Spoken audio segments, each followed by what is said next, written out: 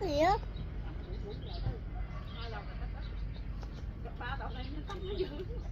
Tàu chảy đó thì con cạp thịt đấy, đó tàu chảy đó. Không có gì đâu. Chạy đâu? Dưới sông, tàu chảy dưới sông.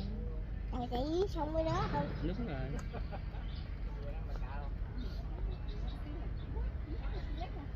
Cạp đi để rớt đó, cạp đến đây, cạp tới chỗ này. Đúng rồi.